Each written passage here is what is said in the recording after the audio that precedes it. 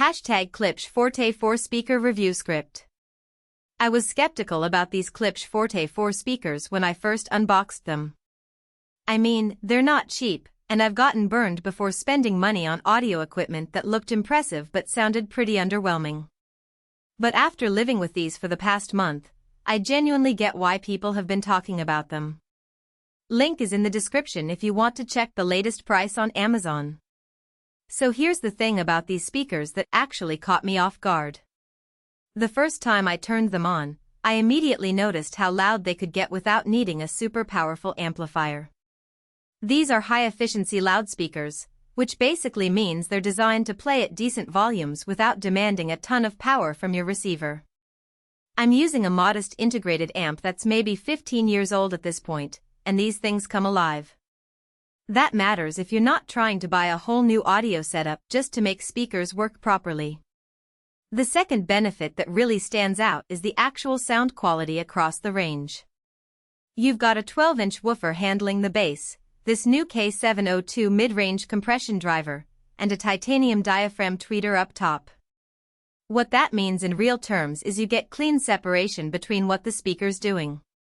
When I was listening to some older jazz recordings, I could actually distinguish different instruments in a way that felt natural.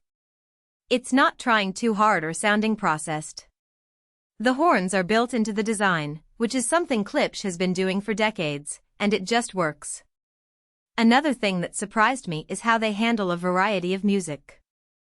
I threw everything from hip-hop to classical at them, and they don't really have a weird coloration that only works for one genre. They're honest speakers. They'll play whatever you give them without adding weirdness on top. The build quality is legitimately nice. These are assembled right here in the USA, which is something you don't see much anymore. The black ash finish looks like actual furniture, not just equipment sitting in a corner. If you're putting speakers in a living room where people actually spend time, that matters. They're also pretty room-friendly considering their size.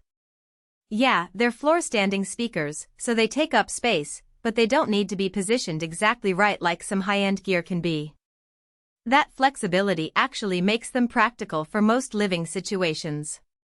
Now the honest stuff. The price is probably the biggest con here.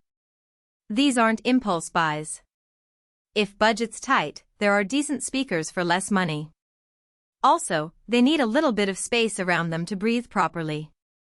They're not great for tiny apartments where you're putting them right against walls. But honestly, if you have the room and the budget, these deliver solid sound that'll make you want to actually listen to music again instead of just having it on in the background. If you want to check them out, the link's below.